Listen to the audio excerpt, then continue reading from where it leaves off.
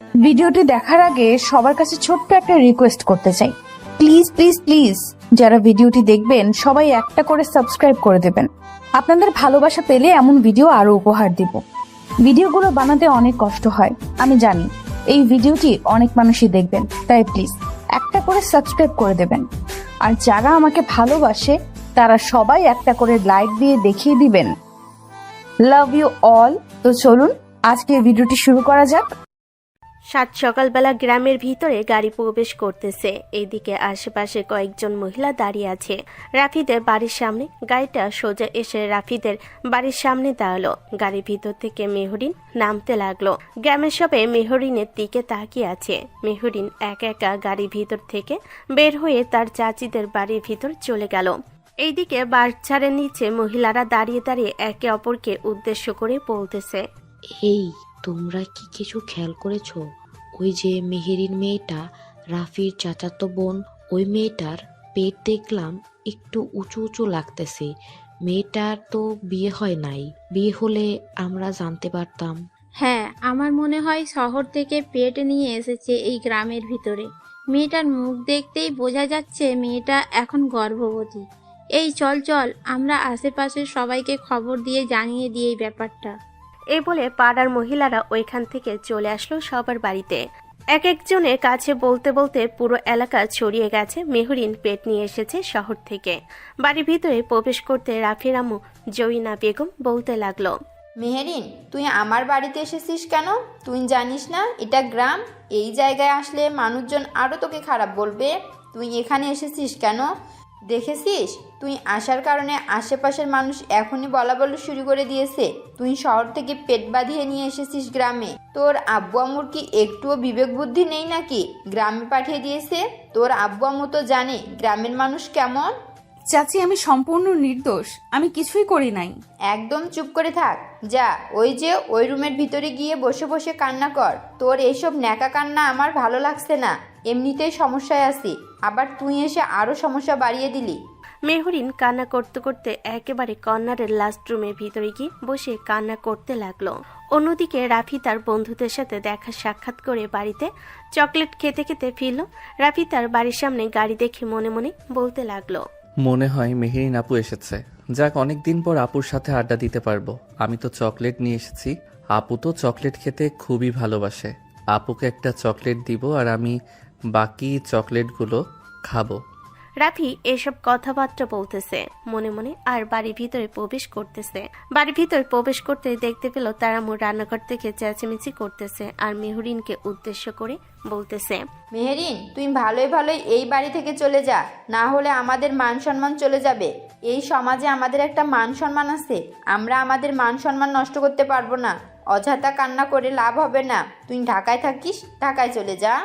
আম্মু, তুমি এইভাবে মেহেরিন আপুকে বকাবকি করতেছো কেন? আর মেহেরিন আপু কোথায়? মেহেরিন আপু, ও মেহেরিন আপু, তুমি ঢাকা থেকে আমার জন্য কি নিয়ে এসেছো?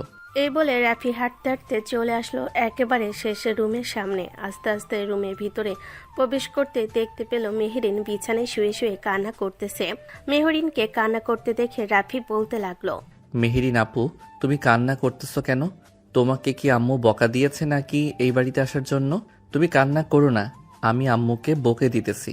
আর আম্মু কেন বকা দিয়েছে তোমাকে, আমাকে বলো। আরে তেমন কিছু হয় নাই, এমনিতেই বকা দিয়েছি, একটু দুষ্টুমি করেছি তো তাই আর কি। ও আচ্ছা, এই নাও, তোমার জন্য চকলেট নিয়ে এসেছি। আমি যদি জানতাম তুমি আসবে তাহলে তোমার জন্য অনেক চকলেট নিয়ে আসতাম। এখন চকলেট খাও আর কান্না করো না। রাফি মেহরিনকে চকলেট দিয়ে চলে আসলো তার রুমের ভিতরে। আজকে রাফির স্কুল বন্ধ। রাফির আপু মাঠে কাজ করতেছে। রাফি বাড়িতে না থেকে চলে আসলো মাঠে। এসে তার আব্বুকে দেখে বলতে লাগলো, আব্বু, মেহেরিন আপু এসেছে তুমি জানো না নাকি? তাড়াতাড়ি বাসায় চলো। আর আশেপাশের এলাকার লোকেরা আমাদের বাড়িতে কেন আসতেছে? আর আম্মুকে কি নিয়ে যেন কথাবার্তা বলতেছে। কি বলতেছিস? মেহরিন আমাদের বাড়িতে আসবে আর আমি জানবো না? আচ্ছা চল তো গিয়ে দেখি। আর এই নে, এই সবজিগুলো নিয়ে হাঁটা ধর, আমি বাকি সবজিগুলো নিয়ে আসতেছি। রাফি সবজিগুলো নিয়ে হাঁটা শুরু করে দিল। বেশ কিছুক্ষণ পর চলে আসলো বাসায়।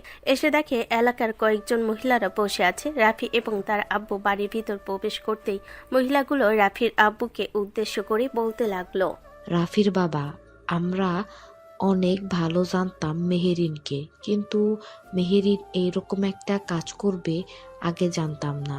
তার চেহারা সুন্দর হয়েছে বলে কি এইরকম কাজ করবে? কি বলতেছেন আপনারা? আর মেহরিন কি এমন করেছি আপনারা এইভাবে আমার বাড়িতে এসে ভিড় জমিয়েছেন? কেন জানো না নাকি মেহেরিন কি করেছে? শহর থেকে পেট বাঁধিয়ে গ্রামে এসেছে। আমরা তাকে এই গ্রামে থাকতে দেব না। সে শহরে থাকে, তাকে বলো শহরে চলে যাওয়ার জন্য। আচ্ছা, আপনারা এখন আমার বাড়ি থেকে যান, আমি বিষয়টা দেখতেছি। আর রাফির আম্মু, মেহরিন কোথায়? ওই যে ওই কর্নারের রুমে বসে বসে কান্না করতেছে, হয়তো অনেকক্ষণ আগে রুমের ভিতর ঢুকেছে, গিয়ে দেখো। জসিম সেই রুমের ভিতরে এসে দেখে মেহরিন বসে বসে কান্না করতেছে। মেহরিনকে কান্না করতে দেখে জসিম মেহরিনের মাথায় হাত বুলিয়ে দিতে দিতে বলতে লাগলো, মেহরিন কি হয়েছে আমাকে একটু খুলে বলতো। আর তোর এই রকম অবস্থা কে করেছে? আমি কোনো অপরাধ করি নাই, আমি সত্যি বলতেছি, আমি একদম নির্দোষ। হ্যাঁ, আমি বুঝতে পারছি তুই একদম নির্দোষ। এখন আমাকে বলো তো এই রকম অবস্থা কিভাবে হয়েছে? আর তুই তো শহরে থাকিস, তোর তো বুদ্ধি জ্ঞান বলতে অনেক কিছুই আছে। তোর এই রকম অবস্থা কে করেছে আমাকে একটু খুলে বল। মেহরিন জসিমকে সবকিছু খুলে বলতে জসিম মেহরিনকে উদ্দেশ্য করে বলতে লাগলো, আচ্ছা, তুই এখানে বসে থাক আর কান্না করিস না, আমি বিষয়টা দেখতেছি কি করা যায়। আর রাফি, তুই এখানে দাঁড়িয়েছিস কেন? তুই বাইরে যা। রাফি বাহিরে চলে আসলো। এইদিকে মেহরিন কান্না বন্ধ করে বসে রইল। জসিম সাহেব বাহিরে এসে তার ফোনটা বের করে ফোন দিল মেহরিনের আব্বুকে। কলটা রিসিভ করতে বলতে লাগলো, মেহরিনকে আমার বাড়িতে পাঠিয়ে দিয়েছিস, এইরকম অবস্থা করে তোরা তাড়াতাড়ি গ্রামে আয়, তোদের সাথে কথাবার্তা বলবো। আজকে রাতে ট্রেনে উঠবি, কালকে যাতে এখানে পৌঁছতে পারিস। আচ্ছা, আমরা আজকে রাতে ট্রেনে উঠতেছি। তুই একটু মেহরিনকে দেখে রাখিস যাতে মেহরিন কোনো দুর্ঘটনা না ঘটায়। তুই তো জানিস আমার একমাত্র মেয়ে, সে তাকে হারিয়ে ফেললে আমি আর বেঁচে থেকে কি করব। জসিম এসব কথাবার্তা বলতেছে। অন্যদিকে রাফি মেহরিনের রুমে এসে মেহরিনকে উদ্দেশ্য করে বলতে লাগলো, মেহরিন আপু, গ্রামের মহিলারা তোমাকে খারাপ বলতেছে কেন? তুমি কি এমন খারাপ কাজ করেছো যে গ্রামের মহিলারা তোমাকে খারাপ বলতেছে? এমনিতেই আর এসব তুই মাথায় ঢুকাস না, ওরা যা ইচ্ছা তাই বলুক, তুই তোর মতো চলাচল কর। তোমাকে কেউ কিছু বলবে আর আমি চুপ করে থাকবো, এটা কিভাবে হয়? আমি চুপ করে থাকবো না। কেউ যদি তোমাকে বাজে কথা বলে তাহলে আমি তার নাকে ঘুষি মেরে নাক ফাটিয়ে দিব। রাফির কথা শুনে মেহরিন মুচকি হাসলো আর মনে মনে বলতে লাগলো, রাফি, তুই তো এখনো ছোট, মাত্র তোর বয়স 12 বা 13। আর একটু বয়স হলে তাহলে তুই বুঝতে পারতি। এখন তো তুই বুঝিস না ওরা কেন আমাকে খারাপ বলতেছে। মেহরিন মনে মনে এসব কথা বলতেছে। অন্যদিকে রাফি বাহিরে এসে বসে বসে পিঠা খাইতেছে। জসিম জরিনাকে উদ্দেশ্য করে বলতে লাগলো, জরিনা, এখন কি করব? মেয়েটা এই রকম অবস্থা করে এসেছে গ্রামে, এখানে তার কোনো অপরাধ নেই, তাকে জোর জবরদস্তি করে এরপর তার সাথে এরকম করেছে। আমাকে সব ঘটনা খুলে বলেছে। তার আব্বু আম্মুকে ভয়ে বলতে পারে নাই, তাই এখানে চলে এসেছে। আমি এতদিন জানি না এই এলাকায় লোক আমাকে যাতে কোনো কটূক্তি কথা না বলতে পারে তার ব্যবস্থা করো। এখন তোকে এই গ্রামে কিভাবে রাখবে বা এই গ্রাম থেকে কিভাবে বের করে দিবে এটা তোমার ব্যাপার। আমি তোমার কাছ থেকে এত কিছু শুনতে চাই না। দুজন এসব কথাবার্তা বলতেছে। দেখতে দেখতে রাত হয়ে আসলো। রাতে খাওয়া দাওয়া শেষ করে সবাই ঘুমাচ্ছে। এইদিকে মেহরিন জানালার পাশে দাঁড়িয়ে আকাশের দিকে তাকিয়ে কান্না করতেছে। এমন সময় কারো কথার শব্দ পেল মেহরিন। পিছনে ফিরতেই দেখতে পেল রাফি দাঁড়িয়ে আছে। মেহরিন তাড়াতাড়ি করে তার চোখের পানি মুছে ফেলল আর মুচকি একটা হাসি দিয়ে বলতে লাগলো, কি রে পিচ্ছি, তুই এখনো ঘুমাস নাই? যা তাড়াতাড়ি ঘুমিয়ে পড়, রাত অনেক হয়েছে। ঘুমাবো, কিন্তু তুমি কান্না করছিলে কেন এভাবে? তোমার কান্না করার শব্দ শুনে তো আমি ঘুমাতে পারি নাই। এমনিতেই কান্না করছিলাম। তুই এখন গিয়ে ঘুমা, তারপর অনেক রাত হয়েছে তো, কেউ যদি আবার দেখে তাহলে বাজে মন্তব্য করবে। আপু, সবাই বাজে মন্তব্য করবে কেন? আমি যে খারাপ এটার জন্য বাজে মন্তব্য করবে। এখন তুই রুমে যা। সবাই যদি খারাপ হয় তাহলে আল্লাহ তো ভালো, তিনি তো জানে তুমি কোনো অপরাধ করো নাই। রাফির কথা শুনে মেহরিনের বুক কেঁপে ওঠে। মেহরিন রাফির মাথায় হাত রেখে আবারও বলতে লাগলো, তুই এসব বুঝবি না, তুই এখন রুমে যা, তোর এখনো বোঝার বয়স হয় নাই। তুই রুমে গিয়ে ঘুমা, অনেক রাত হয়েছে। রাফি মেহরিনের কথা শুনে চলে আসলো তার রুমে। এইদিকে মেহরিন বিছানায় শুয়ে পড়ল। চাঁদের আলো এখনো তার রুমের ভিতরে আসতেছে। চলেন মেহরিনের এরকম অবস্থা হয়েছে কিভাবে আমরাও দেখে আসি। ততক্ষণে মেহরিন ঘুমিয়ে পড়ুক। ফ্ল্যাশব্যাক। মেহরিন তার বাবা মায়ের সাথে কয়েক মাস আগে গ্রাম থেকে শহরে চলে যায় কাজ করার জন্য। মেহরিনকে একটা বড়লোক পরিবারে বাসে কাজের জন্য দেওয়া হয়। মেহরিনের বাবার পরিচিত সেই লোকটা। মেহরিন কয়েকদিন কাজ করে খুব ভালো মন জয় করে ফেলেছে সেই লোকের। বেশ কয়েকদিন এভাবে চলে যাওয়ার পর হঠাৎ রাতে একদিন মেহরিন রুমে শুয়ে আছে। এমন সময় ওই লোকটা মেহরিনের রুমের ভিতরে এসে মেহরিনের মুখ চেপে ধরে মেহরিনের সাথে খারাপ কাজ করতে লাগলো। এদিকে মেহরিন নিজেকে ছাড়িয়ে নেওয়ার চেষ্টা করতেছে, কিন্তু পারতেছে না। লোকটার কাজ শেষ হয়ে যেতে মেহরিনের মাথায় পিস্তল ঠেকিয়ে বলতে লাগলো, তুই যদি এই কথা কাউকে বলিস তাহলে এই পিস্তলের গুলি তোর মাথায় ঢুকে যাবে এবং তুই মারা যাবি। তুই যদি তোর আব্বুকে কেউ বলিস তাহলে বুঝতেই পারছিস কি হতে পারে। প্লিজ আমাকে মারবেন না, আমি আপনার কথা কাউকে বলবো না। আর আপনি আমার সাথে এমনটা না করলেও পারতেন। প্লিজ আমাকে ছেড়ে দিন। ছেড়ে তো দিবই, তবে তোকে যা বলেছি তা যেন হয়। তুই কিন্তু কাউকে বলবি না। যদি বলিস তাহলে এই পিস্তলে বুলেট তোর মাথায় ঢুকবেই। তুই যেখানেই থাকিস না কেন এখানেই থাক আর গ্রামে থাক, আমি আমার লোক দিয়ে তোকে মেরে ফেলবো যদি তুই আমার কথা মতো না চলিস। এই নে টাকা, এই টাকাগুলো তোর কাছে রেখে দে, ভবিষ্যতে কাজে লাগবে। আর কাল থেকে তোর এখানে কাজ করার দরকার নেই, তুই তোর বাসায় থাকবি। টাকা লাগলে আমাকে ফোন দিবি, আমি তোকে টাকা পাঠিয়ে দিব। এই বলে লোকটা চলে গেল তার রুমে। এইদিকে মেহরিন কোনো রকম চলে আসলো ওয়াশরুমে। গোসল করে বাহিরে বের হয়ে চুপচাপ বসে রইল। সকাল হতে মেহরিন চলে আসলো তাদের বাসায়। মেহরিনকে আসতে দেখে তার আম্মু বলতে লাগলো, কি রে, তুই আজকে এত সকাল সকাল চলে এসেছিস?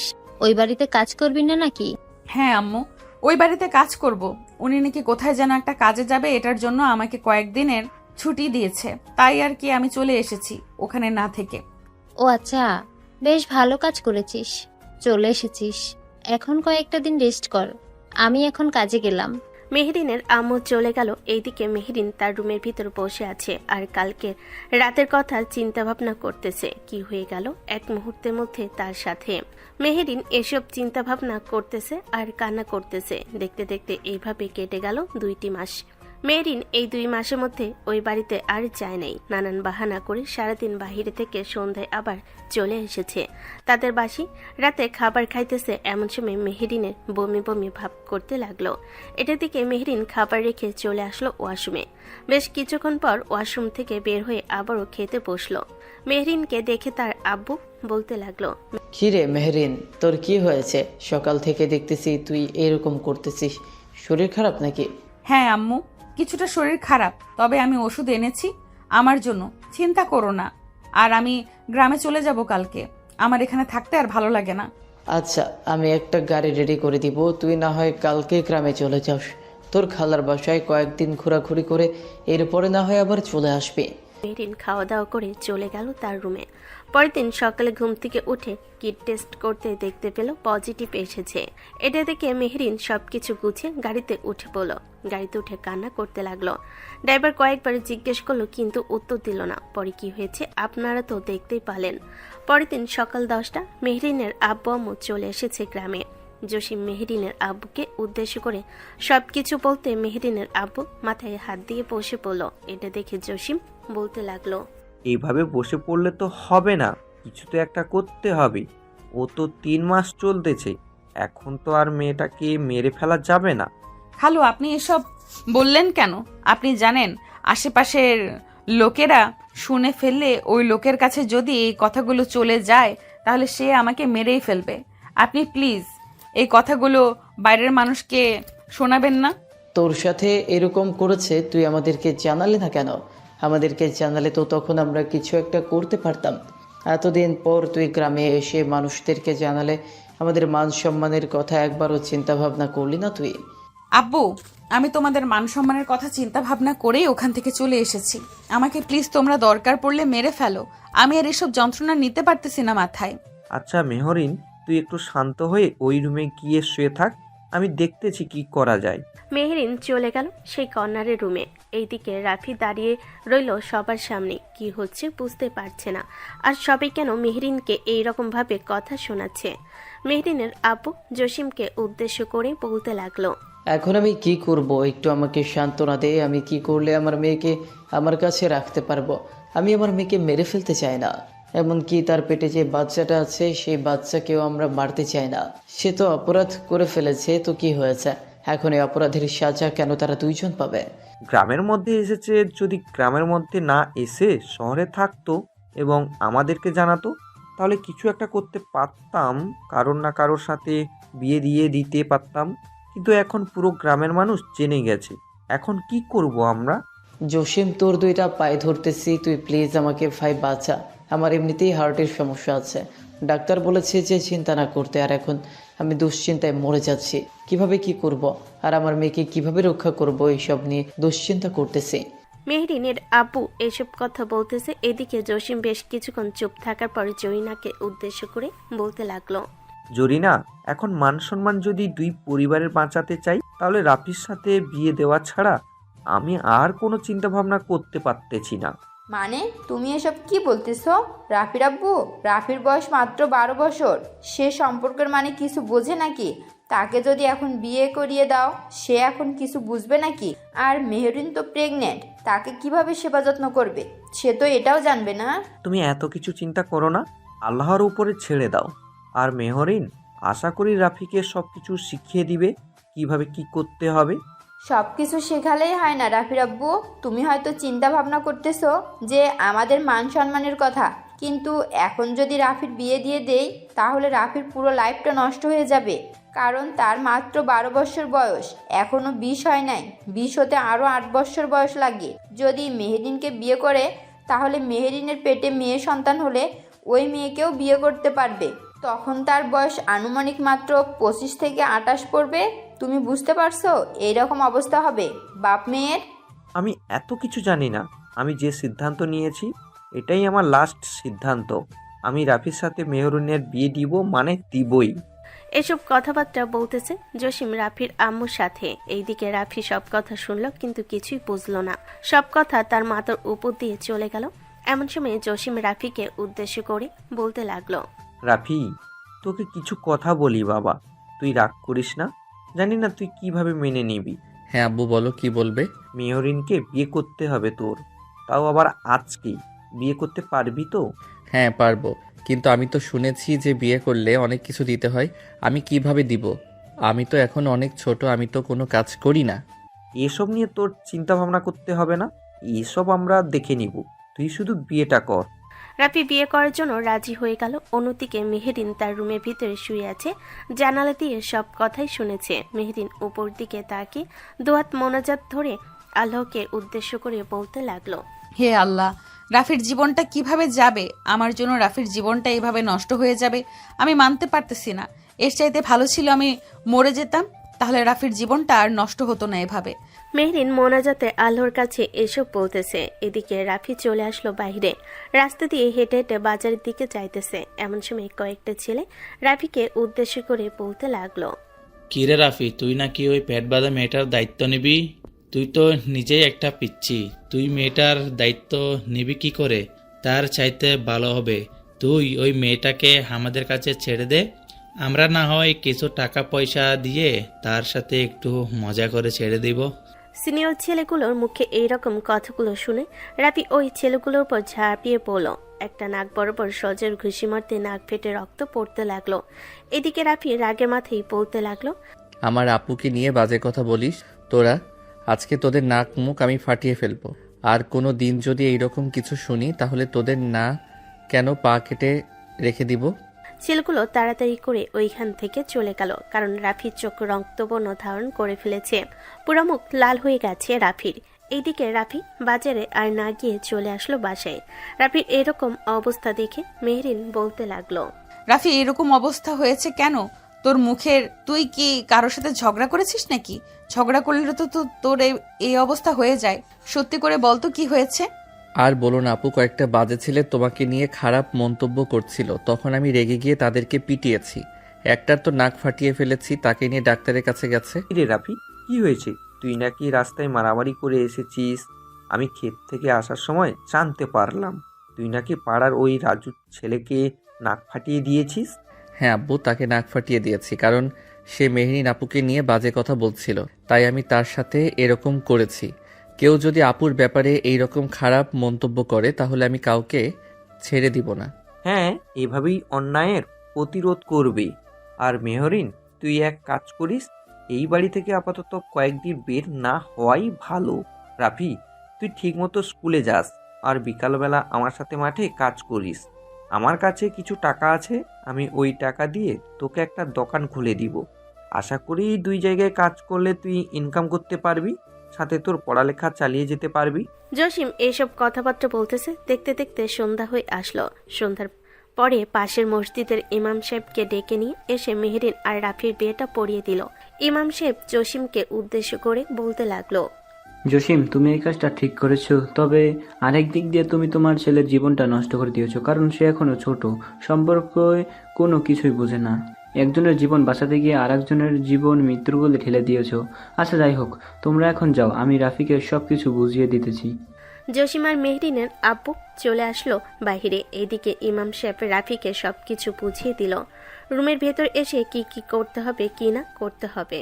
এদিকে রাফি সবকিছু বুঝে নিয়ে চলে আসলো রুমের ভিতর, দরজাটা লাগিয়ে দিয়ে চলে আসলো মেহরিনের সামনে।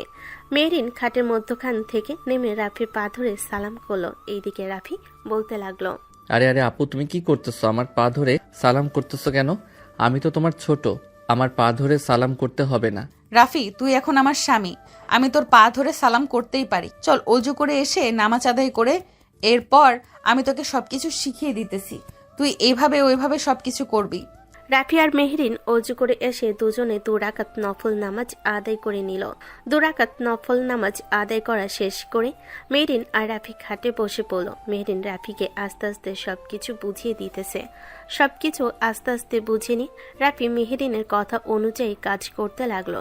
তাদের বাসরাত কমপ্লিট করতে থাকুক, আমরা ততক্ষণে চোখ বন্ধ করে থাকি। রাফি সকালবেলা ঘুম ভাঙতে দেখতে পেল সে মেহরিনের বুকের উপরে শুয়ে আছে। মেহরিন তাকে ধরে শুয়ে আছে, এটা দেখে রাফি কিছুটা লজ্জা পেল। যে উঠে চলে যেতে যাবে এমন সময় দেখতে পেল মেহরিন তাকে শক্ত করে জড়িয়ে ধরে আছে। এটা দেখে রাফি মেহরিনকে উদ্দেশ্য করে কানে কাছে এসে বলতে লাগলো, মেহরিন আপু, আমাকে ছাড়ো, সকাল হয়েছে, আম্মু ডাকতেছে, আমি বাহিরে যাব। রাফির কথা শুনে মেহরিন উঠে পড়ল। চোখ খুলতে দুজনের এইরকম অবস্থা দেখে মেহরিন কিছুটা লজ্জা পেল, কিন্তু প্রকাশ করলো না। রাফিকে ছেড়ে দিতে রাফি চলে যেতে যাবে এমন সময় মেহরিন রাফিকে বলতে লাগলো, রাফি, কালকে রাতে কি হয়েছে এইসব কাউকে কিছু বলিস না, কারণ তুই এখন আমার স্বামী আর আমি তোর বউ, এসব কাউকে বলতে নেই। আর শোন, এখন গোসল করে ফেল গিয়ে, আম্মু যদি কিছু জিজ্ঞেস করে তাহলে আম্মুকেও বলিস না, তোর বন্ধু বান্ধব কাউকে বলিস না, বলবি যে কিছুই হয় নাই। এত সকাল সকাল গোসল করলে আম্মু তো প্রশ্ন করবেই। আচ্ছা, তারপরেও তুমি যেহেতু বলতেছো, আমি গোসল করতেছি। এই বলে রাফি চলে আসলো ওয়াশরুমে, দরজাটা লাগিয়ে দিয়ে ভালোভাবে গোসল করে বের হয়ে খাবার খেতে বসে গেল। আজকে রাফিকে পুরো অন্যরকম লাগতেছে। রাফির আম্মু রাফিকে উদ্দেশ্য করে বলতে লাগলো, কিরে রাফি, মেহরিনের সাথে তুই থাকতে পারবি তো, নাকি তোর থাকতে কষ্ট হবে? কষ্ট হলে আমাদেরকে বলতে পারিস। না আম্মু, থাকতে কষ্ট হয় না, তবে আম্মু মেহরিন আপুর পেট ফোলা ফোলা কেন? মেহরিন খাবার মুখে দিতে যাবে এমন সময় রাফির মুখ থেকে এই কথা শুনে মেহরিন খাবার আর মুখে না দিয়ে রাফির আম্মুর মুখের দিকে তাকিয়ে রইল। এদিকে জয়না রাফিকে উদ্দেশ্য করে বলতে লাগলো, এটা না হয় মেহরিন তোকে বুঝিয়ে দেবে, তার পেট কেন ফোলা ফোলা। মেহরিন, তুই রাফিকে বুঝিয়ে দিস তোর পেট কেন ফোলা ফোলা। ঠিক আছে আম্মু, আমি রাফিকে বুঝিয়ে দেব সবকিছু, আপনি চিন্তা করবেন না। আর রাফি, তুই খাবার খেয়ে রুমে যা, অন্য কোথাও যেতে হবে না, আমি তোকে সবকিছু বুঝিয়ে দিব। আচ্ছা বুঝিয়ে দিও, কিন্তু তুমি এখন আমার আম্মুকে আম্মু ডেকেছো কেন? আগে তো খালা ডাকতে, এখন আম্মু ডাকলে কেন? এটাও না হয় তোকে বুঝিয়ে দেব। খাবার খাওয়া শেষ করে এখন চুপচাপ আর কোনো কথা বলিস না, খাওয়া দাওয়া শেষ করে রুমে যা। রাফি আর কোনো কথা না বলে খাওয়া দাওয়া শেষ করে চলে আসলো রুমে। এদিকে জয়না মেহরিনকে উদ্দেশ্য করে বলতে লাগলো, মেহরিন, দেখলি তো তুই, রাফি এখনো সম্পর্ক কিছুই বোঝে না, তুই একটু বুঝিয়ে দিস। আর তাকে তো তোরই বোঝাতে হবে, তুই যদি না বুঝাস তাহলে আর কে বুঝাবে? এখন সে তোর হাজবেন্ড, অন্য কিছু তো আর বলতে পারি না। আগে তোর ভাই ছিল, এখন হাজবেন্ড হয়ে গেছে। মেহরিন চুপচাপ খাওয়া দাওয়া করে ওইখান থেকে চলে আসলো রুমে। এসে দেখে মেহরিনের ফোন টিপতেছে রাফি। মেহরিনকে আসতে দেখে মেহরিনের ফোনটা রেখে দিল রাফি। মেহরিন দরজাটা লাগিয়ে দিয়ে চলে আসলো রাফির কাছে। রাফিকে বিছানায় শুইয়ে দিয়ে তার মাথাটা তার কোলে নিয়ে হাত বুলিয়ে দিতে দিতে বলতে লাগলো, রাফি, তুই জিজ্ঞেস করেছিলি না আমি তোর আম্মুকে আম্মু আম্মু ডেকেছি কেন? হ্যাঁ, এটা জিজ্ঞেস করেছি, সাথে তোমার পেট ফোলা কেন এটাও জিজ্ঞেস করেছি। এই দুইটা প্রশ্নের উত্তর দাও আমাকে। কালকে তো আমার আর তোর বিয়ে হয়েছে, তাই না? তুই কারো বিয়ে দেখিস নাই নাকি, যে একটা মেয়ের বিয়ে হলে ওই বাড়ির ছেলে, মানে যে ছেলেকে বিয়ে করেছে তার মাকে মা বলে ডাকে ওই মেয়েটা? ঠিক তেমনি কালকে তোকে বিয়ে করেছিলাম না, এখন তোর আম্মুকে আমিও আম্মু ডাকবো। আর আমার পেট ফুলার কারণ হচ্ছে আমার পেটে বেবি আছে। সত্যি বলতেছো তোমার পেটে বেবি আছে? আমি খুব খুশি হয়েছি। এই বেবির বাবাকে? মেহরিন চুপ হয়ে রইল। বেশ কিছুক্ষণ চুপ হয়ে থাকার পর রাফিকে উদ্দেশ্য করে বলতে লাগলো, এই বেবির বাবা হচ্ছিস তুই। রাফি তো আরো খুশি হয়ে গেল। খুশিতে মেহরিনকে জড়িয়ে ধরল। এদিকে মেহরিন রাফিকে আবারও উদ্দেশ্য করে বলতে লাগলো, দেখ, এইসব কথা কিন্তু কাউকে বলবি না, কারণ কাউকে যদি বলিস তাহলে ওরা সবাই তোকে খারাপ ভাববে। আর তুই এখন তুই আমার কথা মতো চলতে পারবি না, চলাচল করতে আমার কথা মতো। অবশ্যই পারবো, তবে একটা কথা, মেহরিন আপু, কালকে রাতে যে আমি তোমার সাথে ওইগুলো করেছি, মানে তুমি যা যা শিখিয়ে দিয়েছো আমি তা তা করেছি, আমার কেমন যেন লাগছিল। আর তোমার কাছে থাকলে আমার এখন কেমন যেন খুবই ভালো লাগে। ভালো তো লাগবেই। এখন থেকে তুই তো আমার কাছে প্রত্যেক দিন থাকবি। কালকে যেভাবে রেখেছিলাম আজকেও সেভাবেই রাখবো, তবে এখন থেকে একটু সাবধানে থাকতে হবে। আমার বুকের উপরে ঘুমাতে দিতে পারবো না, কারণ আমার পেটে তো তোর বেবি আছে। যদি তোকে আমার বুকের উপরে নিয়ে ঘুমাতে যাই তাহলে পেটের বেবির সমস্যা হবে। আচ্ছা, যেভাবে ভালো লাগে আমাকে সেইভাবে নিয়ে ঘুমাবে। আমিও তোমাকে শক্ত করে জড়িয়ে ধরে ঘুমাবো। রাফি এইসব কথাবার্তা বলতেছে। বেশ কিছুক্ষণ এইসব কথাবার্তা বলে ওইখান থেকে চলে গেল বাইরে। বন্ধু বান্ধবের সাথে খেলাধুলা করতেছে। এমন সময় রাফির বন্ধু শামীম বলতে লাগলো, কিরে রাফি, তুই নাকি ওই মেহেরিন আপুকে বিয়ে করেছিস, এটা কি একদম সত্যি? হ্যাঁ, বিয়ে করেছি। কেন, কোনো সমস্যা আছে নাকি বিয়ে করলে? না, কোনো সমস্যা নেই, এমনিতেই তোকে জিজ্ঞেস করলাম। আসলে সবাই বলা বলি করছে তো, তুই অনেক ছোট বিয়ে করে ফেলেছিস, সামনের দিনকাল তোর কেমন যাবে এইসব আর কি বলা বলি করতেছে, তাই তোকে জিজ্ঞাসা করলাম কথাটা সত্যি নাকি মিথ্যা। তুই আবার কিছু মনে করিস না। আরে না, কি আবার মনে করব।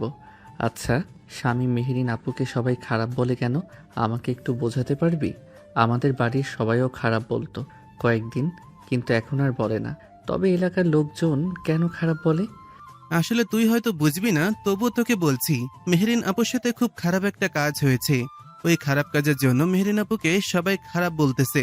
তুই মেহেরিন আপুকে কখনো ভুল বুঝিস না, মেহেরিন আপুকে দেখে রাখিস, তার পেটে যেই বেবিটা আছে সেটা তোর। মেহেরিন আপুর পেটে বেবি আছে, এটা তুই জানলি কি করে? এটা তো আজকে মেহেরিন আপু আমাকে বলেছে, আর তো কেউ জানে না। আম্মুকে জিজ্ঞেস করলাম, আম্মু তো বলল না, কিন্তু তুই জানলি কি করে? বন্ধু, এই গ্রামে থাকতে গেলে একটু তো কানে কথা আসে, তাই সেটা খুব ভালো করেই জানিস। আর সবাই বলা বলি করছিল, তাই আমিও আর কি তোকে বললাম। আচ্ছা যাই হোক, এখন তুই বাসায় যা, ভাবির খেয়াল রাখিস কিন্তু। রাফি বাসায় না গিয়ে আসলো মাঠে। এসে দেখে তার আব্বু কাজ করতেছে। রাফি তার আব্বুর সাথে কাজ করতে লাগলো। বেশ কিছুক্ষণ কাজ করার পর রাফির আব্বু রাফিকে উদ্দেশ্য করে বলতে লাগলো, রাফি, এলাকার মানুষ কে কি বললো, কে কি বললো না, এইসব কানে নিস না বাবা। এলাকার মানুষ কয়েকদিন এসব বলবে, পরে দেখবি সবাই চুপ হয়ে গেছে, কেউ আর কিচ্ছু বলবে না। আব্বু, এখন আর আগের মতো কেউ কিছু বলে না, তবে যারাই বলে তাদেরকে কিছু বললে তারাও চুপ হয়ে যাবে। তবে আব্বু, আমি তো এখন বিয়ে করে ফেলেছি, আমার কি কি করতে হবে একটু বুঝিয়ে দিবে? আমি তো এখনো ছোট, আমি তো এসব কিছুই বুঝি না। আর আপুর পেটে নাকি বেবি আছে, এটার জন্য কি করতে হবে? এই নে কিছু টাকা, এই টাকাগুলো দিয়ে বাজার থেকে মেহরিনের জন্য কিছু ফল বাড়িতে নিয়ে যা। তোর আম্মু যদি জিজ্ঞেস করে টাকা কোথায় পেয়েছিস, তাহলে বলবি আমি দিয়েছি। মেহরিনের হাতে গিয়ে এই ফলগুলো দিবি আর বলবি যে খাওয়ার জন্য। আচ্ছা, বলবো নে, বাকি কাজটুকু করে এরপরে না হয়ে যাই। আমি অনেক কাজ তো পড়ে আছে, তুমি একা একা করতে পারবে না। রাফি তার আব্বুর সাথে বাকি কাজ কমপ্লিট করে ওইখান থেকে চলে গেল বাজারে।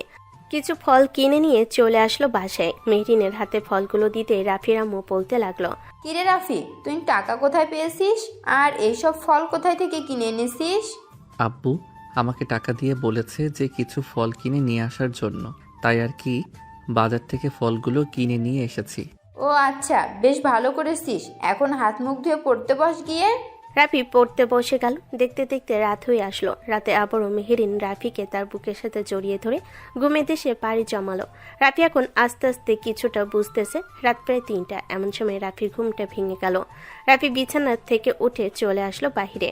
ওয়াশরুমে গিয়ে বেশ কিছুক্ষণ পর আবারও রুমে চলে আসলো। এসে দেখে মেহরিন উঠে গেছে। রাফিকে দেখে বলতে লাগলো, কিরে বাহিরে গিয়েছিলি নাকি? হ্যাঁ, বাহিরে গিয়েছিলাম। তুমি যাবে নাকি? চলো, গেলে তুমি তো আবার ভয় পাও।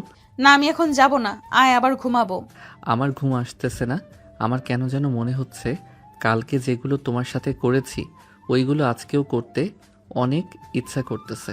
রাফির কথা শুনে মেহেরিন চুপ হয়ে রইল। বেশ কিছুক্ষণ চুপ হয়ে থাকার পর মেহেরিন রাফিকে উদ্দেশ্য করে বলতে লাগলো, আচ্ছা এখন করতে দিব না, ফজরের কিছুক্ষণ আগে করতে দিব, তখন না হয় করিস, এখন আয়।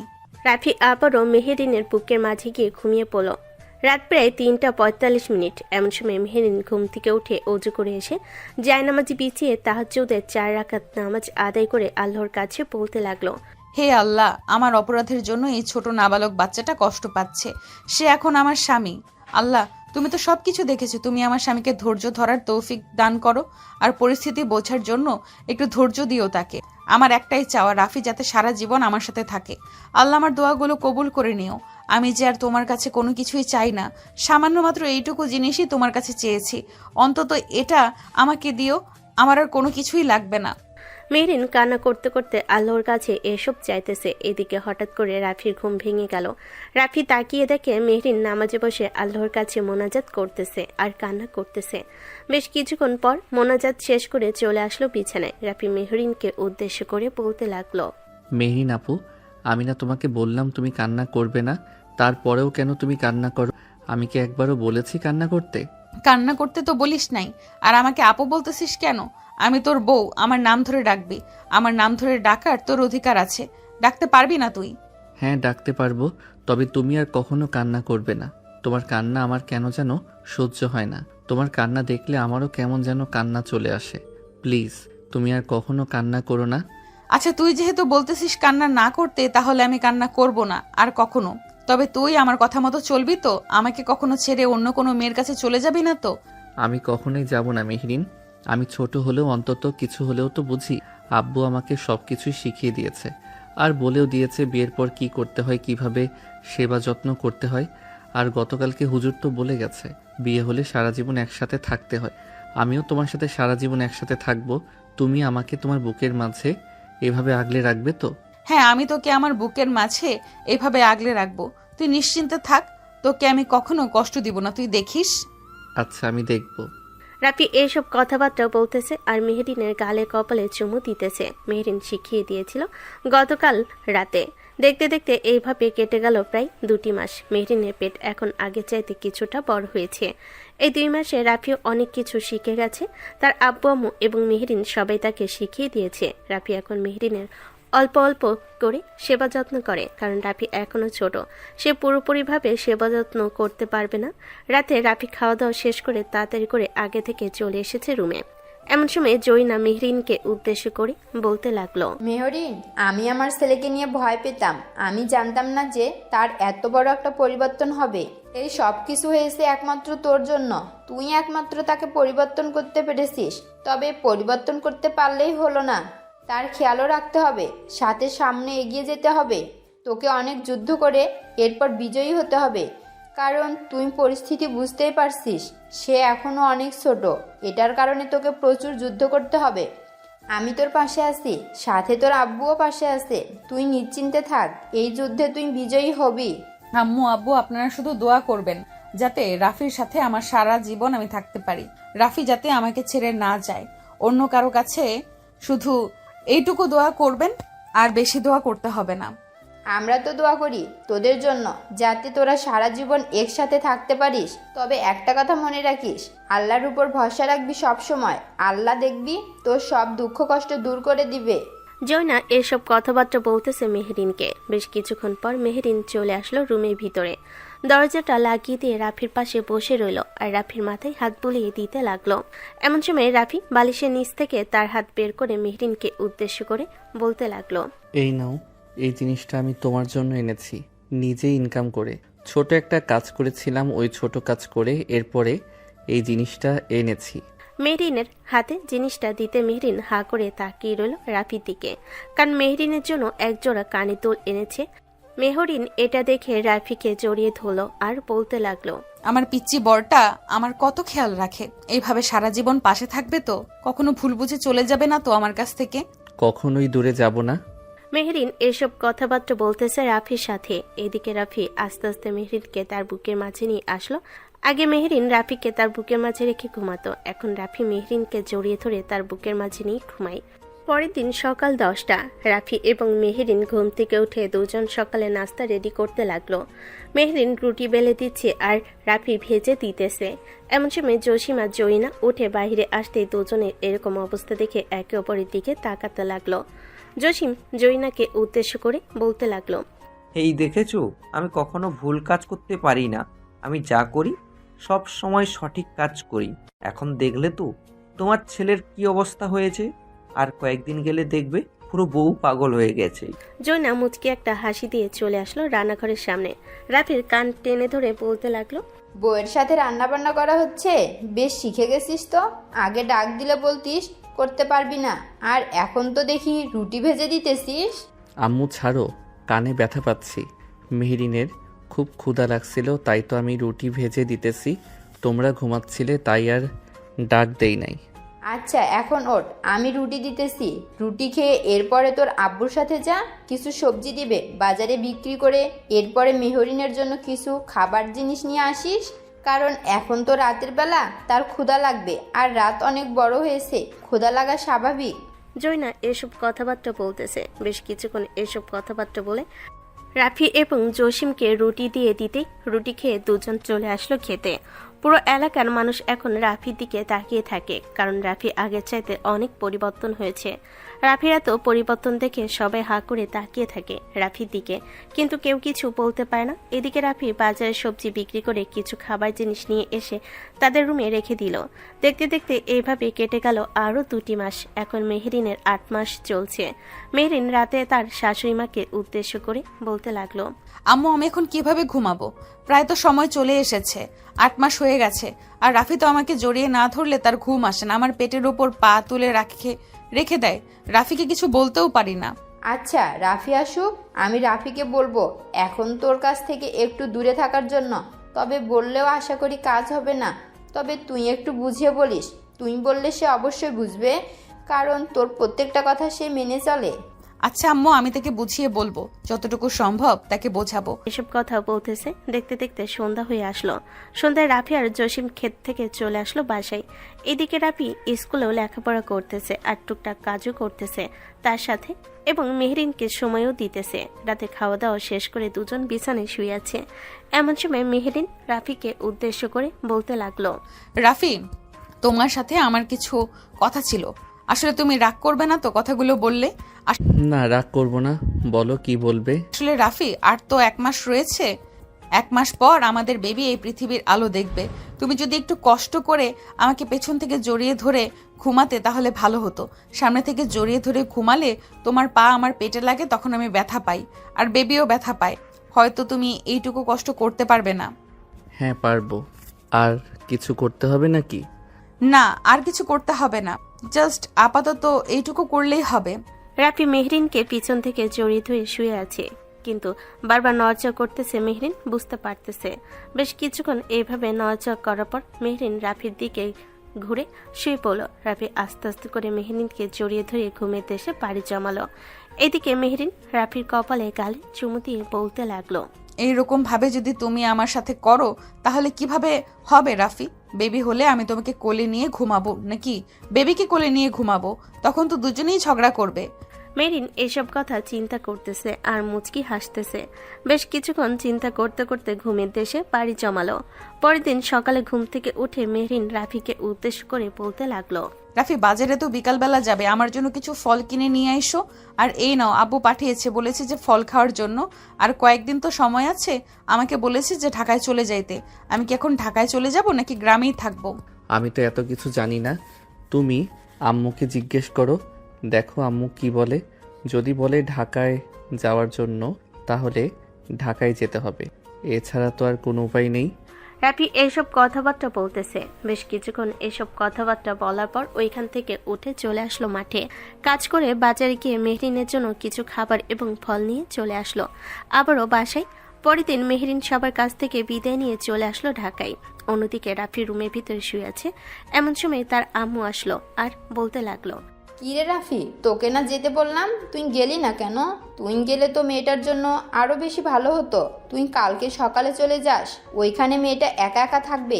কি করবে কি না করবে এসব দেখাশোনা করবে কে? তার আব্বু আম্মু তো অফিসে থাকবে। তাহলে ঢাকায় যাওয়ার দরকার কি ছিল? গ্রামে থাকলেই তো হতো। গ্রামে থাকলে তো ভালো চিকিৎসা হতো না? ঢাকায় গেছে, ওইখানে যে কোনো সময় হাসপাতালে নিয়ে যাওয়া যাবে। আর এখানে থেকে হাসপাতালে নিয়ে যেতে হলে অনেক দূরে নিয়ে যেতে হবে। তুই তো বুঝতেই পারছিস, এটার জন্য আমি ঢাকা পাঠিয়ে দিয়েছি। তুই কালকে চলে যাস। রাফি মাথা নাড়লো। দেখতে দেখতে রাত কেটে দিন হলো। রাফি ট্রেনে বসে আছে। প্রায় দীর্ঘ 3 ঘন্টা পর চলে আসলো তার গন্তব্যে। স্টেশনে নেমে ঠিকানা অনুযায়ী চলে আসলো সেই জায়গায়। অলিগলি দিয়ে ভিতরে ঢুকে সোজা চলে আসলো রুমের সামনে। ভিতরে প্রবেশ করতে দেখতে পেল মেহরিন বিছানায় শুয়ে আছে। রাফিকে দেখে আস্তে আস্তে উঠে বসলো আর বলতে লাগলো, কি ব্যাপার, তুমি তো দেখে চলে এসেছো। তুমি না বললে আসবে না, তাহলে তুমি এখন চলে আসলে কেন? আম্মু আমাকে পাঠিয়ে দিয়েছে, তুমি এখানে কি খাবে কি না খাবে এইসব চিন্তা ভাবনা করে পাঠিয়ে দিয়েছে আমাকে, আর বলেছে যে তোমার সেবা যত্ন করার জন্য। ও আচ্ছা, বসো, এখানে আমি তোমাকে খাবার দিতেছি। আমার এখন খাবার লাগবে না। মেরিন এইসব কথাবার্তা বলতেছে। বেশ কিছুক্ষণ এইসব কথাবার্তা বলার পর ওইখান থেকে চলে আসলো তার রুমে। দেখতে দেখতে এইভাবে কেটে গেল আরো 1টি মাস। মেহরিনকে হাসপাতালে ভর্তি করানো হয়েছে, কারণ কালকে তার ডেলিভারি হবে। রাতে মেহরিন রাফিকে উদ্দেশ্য করে বলতে লাগলো, রাফি, আমার জন্য দোয়া করবে যাতে আমি আবার তোমার বুকের মাঝে ফিরে আসতে পারি। আর আমি যদি না আসি তাহলে আমার ছেলে হোক আর মেয়ে হোক, তাকে দেখে রাখবে। কিন্তু আমাকে কথা দাও। চুপ, এসব বলবে না, এসব কথা আমি শুনতে পারি না। আর আল্লাহ অবশ্যই তোমাকে আমার কাছে ফিরিয়ে দিবে, আমি আল্লাহর কাছে দোয়া করব। দেখতে দেখতে রাত কেটে সকাল হলো। সকাল 11টা। মেহরিনকে অপারেশন থিয়েটারের ভিতরে নিয়ে যাওয়া হয়েছে। এদিকে রাফি বসে আছে চেয়ারে আর টেনশন করতেছে প্রচুর। বেশ কিছুক্ষণ এইসব টেনশনের সমাপ্তি ঘটিয়ে একজন নার্স একটা মেয়ে নিয়ে এসে হাজির হলো। রাফি কোলে দিতে রাফি খুশি হয়ে বাবুর কপালে একটা চুমু দিল আর নার্সকে উদ্দেশ্য করে বলতে লাগলো, নার্স, মেহরিন এখন কেমন আছে? সুস্থ আছে তো? তার কোনো সমস্যা হয় নাই তো? না, তার কোনো সমস্যা হয় নাই। তবে তার স্বামী কোথায়? উনি এখনো আসে নাই। আপনারা তাকে সুখবর দেন যে তাদের একটা মেয়ে হয়েছে। আমি হচ্ছি তার স্বামী। রাফির কথা শুনে হা করে তাকিয়ে রইল নার্স রাফির দিকে। বেশ কিছুক্ষণ তাকিয়ে থাকার পর চলে আসলো ভিতরে। নার্স মেহরিনকে একটা কেবিনে শিফট করে দিয়ে কিছু কথাবার্তা জিজ্ঞেস করতে লাগলো। দেখতে দেখতে 3 দিন হাসপাতাল থেকে মেহরিনকে নিয়ে চলে আসলো গ্রামে। রাতে খাওয়া দাওয়া শেষ করে বসে আছে রাফি আর মেহরিনের দিকে তাকিয়ে আছে। এদিকে মেহরিন রাফিকে উদ্দেশ্য করে বলতে লাগলো, কি ব্যাপার রাফি, কি চিন্তা ভাবনা করতেছো এভাবে আমার দিকে তাকিয়ে? তুমি কতটা শুকিয়ে গেছো, এই 3 দিনে খুব কষ্ট হয়েছে তাই না? কষ্ট না করলে কি এরকম একটা বেবি উপহার দিতে পারতাম তোমাকে? কষ্ট করেছি বলেই তো এরকম একটা বেবি উপহার দিতে পারছি তোমাকে। এখন তুমি ঘুমাও। প্রায় 2-3 দিন ধরে তুমি ঠিকমতো ঘুমাতে পারো না। এখন আমি জেগে আছি। তুমি তো জানো তোমাকে জড়িয়ে না ধরলে আমার ঘুম আসে না, কিন্তু এখন তোমার সমস্যা, তাই তোমাকে জড়িয়ে ধরতে পারবো না। কয়েকদিন যাক, এরপর তোমাকে জড়িয়ে ধরে ভালোভাবে ঘুমাবো। এখন তাহলে ঘুমিয়ে পড়ি, কোনো সমস্যা হলে ডাক দিবে। আচ্ছা, তুমি ঘুমাও তাহলে। রাফি ঘুমিয়ে গেল। এদিকে মেহরিন রাফির দিকে তাকিয়ে আছে আর মনে মনে বলতেছে, আল্লাহ আমার কথা কবুল করেছো। রাফি, তোমার মধ্যে ধৈর্য দিয়েছেন আল্লাহ। আমি মনে করি যে তুমি আমার হয়ে থাকবে সারা জীবন। আমি আল্লাহর কাছে তোমার জন্য আরো দোয়া করব। এইদিকে মেহরিন আস্তে করে রাফির কাছে এসে রাফির মাথায় চুমু দিয়ে আবারও বসে পড়ল। দেখতে দেখতে এইভাবে কেটে গেল 2 মাস। মেহরিন এখন পুরোপুরি সুস্থ আছে, তার পেটের সেলাইও কাটা হয়ে গেছে। এদিকে রাফি তার মেয়ের সাথে খেলাধুলা করতেছে। এমন সময় তাদের রুমের ভিতর প্রবেশ করলো তার আম্মু আর বলতে লাগলো, রাফি, মেয়েকে নিয়ে তো সারাদিন পড়ে থাকিস, কাজ করতে হবে না নাকি? মেয়ের জন্য তো কিছু করতে হবে। এখন তো তুই তোর আব্বুর সাথে কাজে যেতে পারিস, আমি তো বাসায় থাকি, কোনো সমস্যা হলে তো আমি দেখতে পারবো।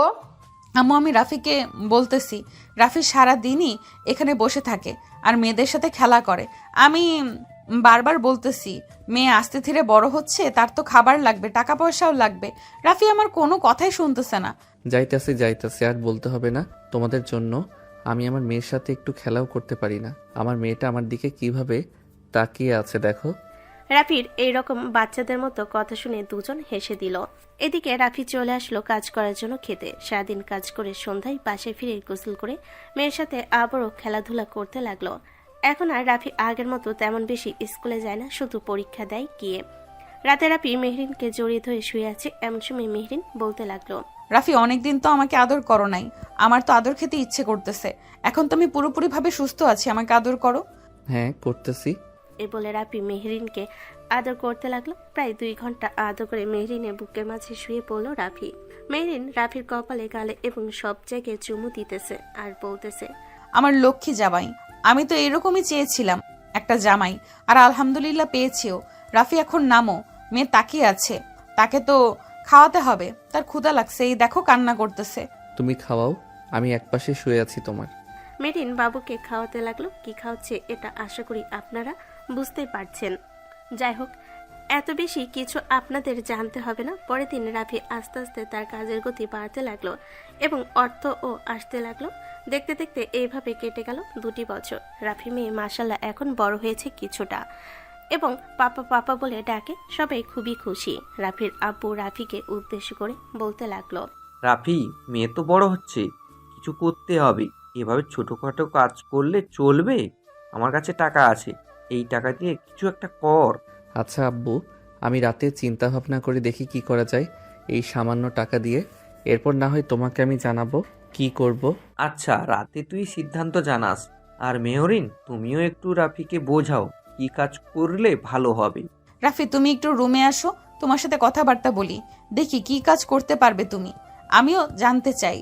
মেহরিনের কথা শুনে রাফি চলে আসলো রুমে। বেশ কিছুক্ষণ বসে থাকার পর মেহরিন রাফির হাতে কিছু টাকা দিয়ে বলতে লাগলো, এই নাও, এই টাকাগুলো দিয়ে এবং আব্বুর কাছ থেকে কিছু টাকা নিয়ে শহর থেকে সস্তায় যেই জামা কাপড়গুলো প্রিন্ট করে বিক্রি করে ওইগুলো এখানে কিনে নিয়ে আসো। গ্রামের মানুষ সবাই কিনবে আশা করি।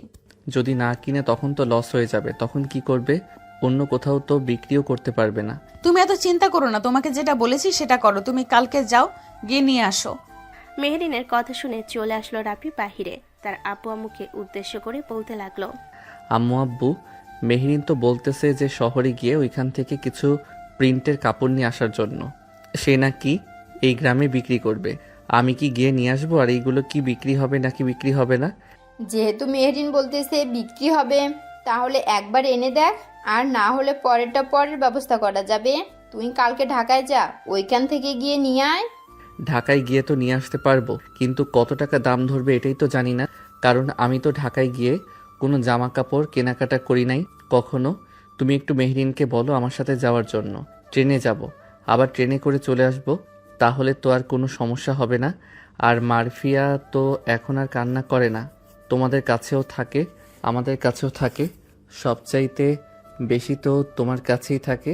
তুমি না হয় কালকে নিয়ে একটু ঘোরাঘুরি করবে, আমরা সকাল সকাল বের হয়ে যাব, আবার দুপুরের মধ্যে বাসায় চলে আসব।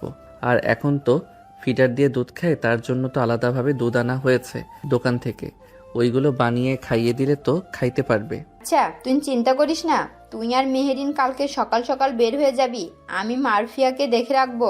জয়না এসব কথাবার্তা বলতেছে। দেখতে দেখতে রাত হয়ে আসলো। রাতে রাফি মারফিয়ার সাথে খেলাধুলা করে মেহরিনকে জড়িয়ে ধরে ঘুমিয়ে এসে পাড়ি জমালো। পরের দিন ঘুম থেকে উঠে ফ্রেশ হয়ে সকাল সকাল বের হয়ে বলল ঢাকা যাওয়ার উদ্দেশ্যে। মেহরিন রাতের বেলা কয়েকজনের সাথে কথা বলে রেখেছে। সকাল 10টার মধ্যে চলে আসলো সেই 2টা অফিসে। এসে দেখা করে কাপড়ের কোয়ালিটি দেখে ওখান থেকে অর্ধেক আর একটা থেকে অর্ধেক নিয়ে আবারও রওনা দিল গ্রামের উদ্দেশ্যে। দুইটা টিকিট কেটে বসে রইল। এমন সময় রাফি মেহরিনকে উদ্দেশ্য করে বলতে লাগলো, মেহরিন, তুমি তো সেলাই কাজ শিখেছো, তুমি তো চাইলে সেলাই কাজ করতে পারো। মেশিনের ব্যবস্থা করে দেই, আব্বুকে বললেই পারবে। আর এই দিকেও আমি দেখি কি কাজ করতে পারি। ঠিক আছে, তুমি দেখো তাহলে কি কাজ করতে পারো, আর আমিও দেখি কি কাজ করা যায়। যদি এই কাপড়গুলো ভালো হয় তাহলে আমি অবশ্যই একটা মেশিন নিয়ে বসবো, যাতে মানুষজনের কাপড় সেলাই করা যায়। কথা বলতে বলতে ট্রেন তাদের স্টেশনে এসে পৌঁছে গেল। রাফি মেহরিনকে নিয়ে চলে আসলো বাসায়। ফ্রেশ হয়ে খাওয়া দাওয়া করে রাফি মারফিয়ার সাথে খেলাধুলা করতে লাগলো। অন্যদিকে মেহরিন চলে আসলো দুজনের বাড়িতে। দুজনকে বলে দিতে ওই দুজন পুরো গ্রামকে বলে দিয়েছে যে কাপড় বিক্রি করে। সবাই আস্তে আস্তে এসে দেখতে লাগলো কাপড়গুলো ভালো হয় কারণে তাড়াতাড়ি বিক্রি হয়ে গেল, আর সেলাই করার জন্য কাজ দিয়ে গেল মেহরিনকে। সন্ধ্যায় মেহরিন বসে আছে, এমন সময় রাফি আর জসিম একটা সেলাই মেশিন নিয়ে আসলো। সেলাই মেশিন দেখে মেহরিন খুশি হয়েছে, কারণ আস্তে আস্তে আল্লাহ তাআলা তাদের রিজিকে বরকত দিতেছে। রাতে মেহরিন 2-3টা জামা সেলাই করে ফেললো যারা দিয়ে গেছে তাদের। আস্তে আস্তে মেহরিন রাফির কাজে সাহায্য করতে লাগলো। এভাবে সাহায্য করতে করতে কেটে গেল আরো 2টি বছর। মেহরিন আর রাফির বিয়ের বয়স এখন 4 বছর। রাফি এখন সবকিছুই বুঝে গেছে, কখন কি করতে হয় কখন কি করতে হয় না। রাতে খাবার টেবিলে বসে আছে সবাই। এমন সময় মারফিয়া বলতে লাগলো, আম্মু, আমার ভাইয়া লাগবে, আমাকে একটা ভাইয়া এনে দাও। তোমাকে এই কথা তোমার পাপা শিখিয়ে দিয়েছে তাই না? তোমার পচা পাপা তোমাকে এগুলো শিখিয়ে দেয় তাই না? নো পাপা, খুবই ভালো, আমাকে চকলেট দেয়, আমাকে আদর করে খাইয়ে দেয়। ওই যে পাশের বাসার একটা আপু আছে, তাদের বাসায় একটা ভাইয়া হয়েছে, আমার ওরকম একটা ভাইয়া লাগবে, আমাকে এনে দাও। আচ্ছা, তোমাকে ভাইয়া এনে দিব, তবে সময় লাগবে। মেহরিন, মেয়েটা যেহেতু চাইতেছে তাহলে আবার নিয়ে যাও।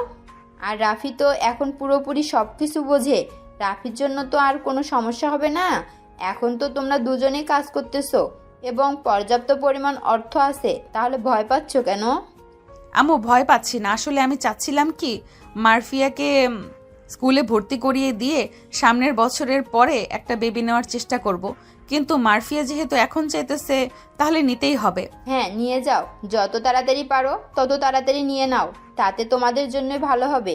আর রাফি, তুই কালকে একটু খেতে তাড়াতাড়ি করে চলে যাস, তোর আব্বুর শরীরটা তেমন বেশি ভালো না, জ্বর জ্বর ভাব, ডাক্তার দেখিয়ে নিয়ে এসেছিলাম, ডাক্তার বলেছে যে রেস্টে থাকলে ঠিক হয়ে যাবে।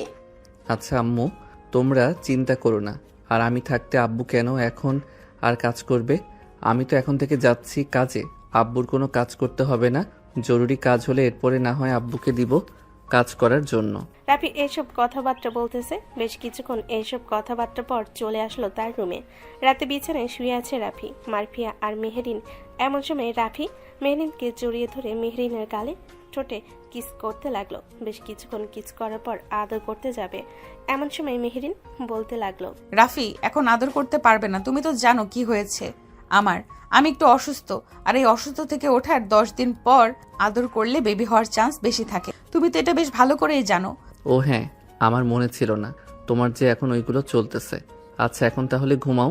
এর বলে রাফি আরেকটু মেহরিনকে আদর করে ঘুমিয়ে এসে বাড়ি জমালো। রাত কেটে সকাল হলো। সকালে খাওয়া দাওয়া শেষ করে রাফি চলে আসলো খেতে, একা একা কাজ করতেছে। এমন সময় তার আব্বু আসলো। রাফি তার আব্বুকে দেখে বলতে লাগলো, আব্বু, তুমি এই অসুস্থ শরীর নিয়ে কেন এসেছো? বাসায় চলে যাও, আর এখানের কাজ আমি কমপ্লিট করে ফেলেছি, সুস্থ হয়ে পরে আসবে। রাফি এসব কথাবার্তা বলতেছে। এইদিকে রাফির আব্বু রাফিকে উদ্দেশ্য করে বলতে লাগলো, রাফি, আসলে অভ্যাস হয়ে গেছে তো অসুস্থ শরীর নিয়েও কাজ করতে, তাই আর কি চলে এসেছি। বিছানায় শুয়ে থাকতে ভালো লাগে না, এই মাটি, এই ঠান্ডা হাওয়া, এইসব জিনিস আমার খুব ভালো লাগে খুব। তাহলে তুমি এখানে বসে থাকো, আমি পাশের ক্ষেতের কাজগুলো করে ফেলি, তোমার একটা কাজও করতে হবে না। এই বলে রাফি পাশের ক্ষেতের কাজগুলো করে ফেলো। কাজগুলো শেষ হতে রাফি এবং তার আব্বু চলে আসলো বাসায়। রাতে খাওয়া দাওয়া শেষ করে রাফি রুমে এসে মেহরিনকে জড়িয়ে ধরে গল্প করতে লাগলো। এভাবেই তাদের দিনগুলো কাটতেছে। মারফিয়া রাফিকে উদ্দেশ্য করে বলতে লাগলো, আব্বু, আম্মুকে বলো আমাকে একটা ভাইয়া এনে দেওয়ার কথা, কত দিন হয়ে গেছে আমি ভাইয়াকে দেখি না, আমার একটা ভাইয়া লাগবে। মারফিয়া, আমি তো বলেছি তোমাকে ভাইয়া এনে দেব, একটু সময় দাও, দেখবে তোমার ভাইয়া খুব তাড়াতাড়ি চলে আসবে। তুমি যদি সময় না দাও, তুমি যদি এইভাবে তোমার আম্মুকে বলো যে তাড়াতাড়ি ভাইয়া এনে দেওয়ার জন্য, তাহলে আমি ভাইয়া এনে দেবো কি করে? একটা ভাইয়া আনতে 1 বছর সময় লাগে। তুমি 1 বছর মনোযোগ সহকারে পড়ো, তখন তুমি বড় হয়ে যাবে আর তোমার ভাইয়াকে নিয়ে খেলাধুলো করতে পারবে। তুমি আমাকে প্রমিস করো যে আমার একটা ভাইয়া এনে দিবে খুব তাড়াতাড়ি, তাহলে আমি তোমার সব কথা মানবো। এই যে দেখো, তোমাকে কথা দিতেছি, আর তোমার আব্বুও তোমাকে কথা দিতেছে যে খুব তাড়াতাড়ি একটা ভাইয়া নিয়ে আসবো আমরা। এখন তুমি ঘুমাও। মারফিয়া চোখ বন্ধ করে ঘুমের দেশে পাড়ি জমালো। এদিকে রাফি আস্তে আস্তে মেহরিনের ঠোঁট জোড়া কামড়ে ধরলো। কামড়ে ধরার কারণে মেহরিন রেসপন্স করতে পারছে না। বেশ কিছুক্ষণ এইভাবে যাওয়ার পর মেহরিন বলতে লাগলো, রাফি, এখন তাহলে তুমি আদর করা শুরু করো, আমি পুরোপুরিভাবে প্রস্তুত আছি। হ্যাঁ, আদর করতেছি। রাফি মেহরিনকে আদর করা শুরু করলো। সারা রাত আদর করে সকালের দিকে রাফি মেহরিনের বুকে শুয়ে ঘুমিয়ে এসে পাড়ি জমালো। সকাল 10টা, মেহরিন আর রাফি ঘুমাচ্ছে। অন্যদিকে মারফিয়া চলে গেছে তার দাদির কাছে।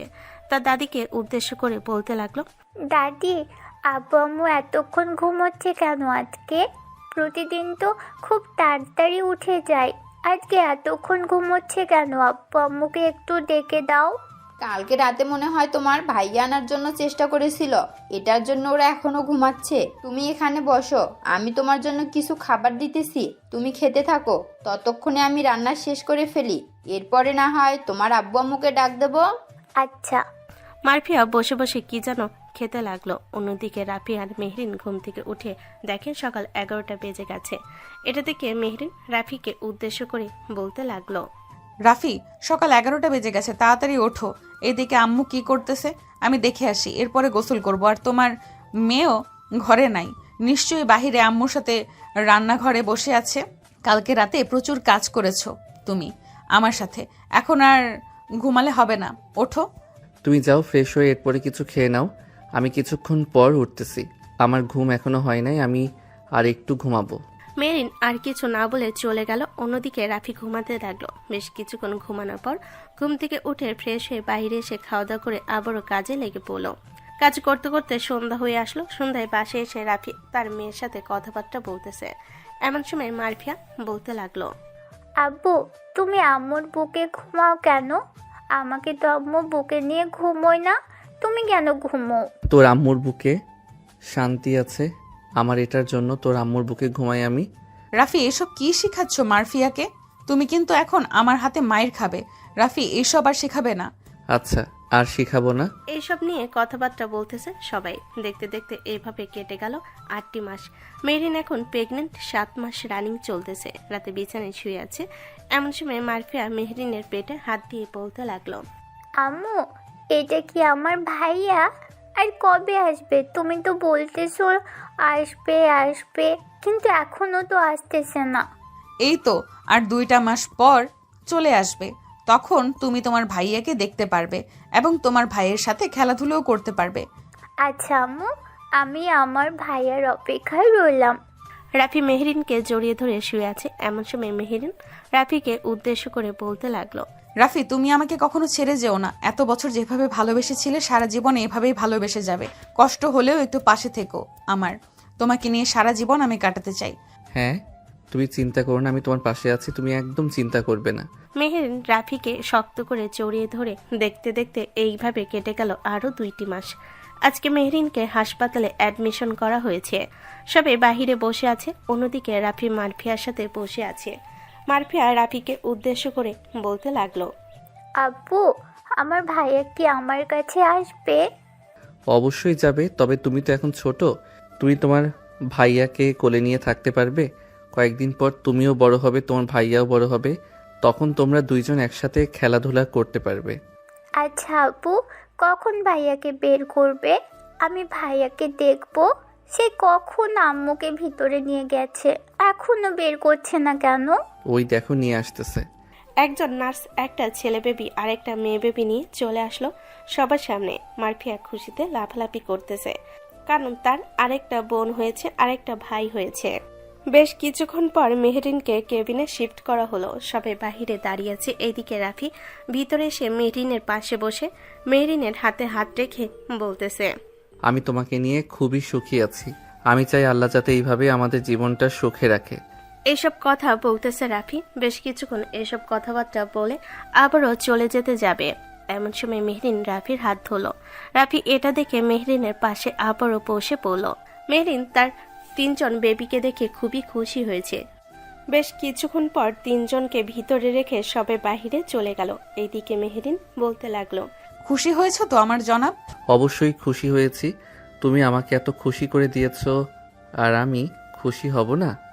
এখন তাহলে আমাকে আদর করো আমার ঠোঁটে, কপালে, ঘাড়ে, গালে। রাফি হাসি মুখে আদর করতে লাগলো মেহরিনকে। সবাই তাদের জন্য দোয়া করবেন এবং তাদের নতুন বেবি হয়েছে ওদের জন্য দোয়া করবেন। আজকের গল্পটা এখানেই সমাপ্ত করলাম। গল্পটা কেমন হয়েছে আপনারা অবশ্যই কমেন্টে জানাবেন। আশা করি আপনাদের কাছে গল্পটা খুবই ভালো লাগবে। আজকে তাহলে এখানেই বিদায় নিলাম।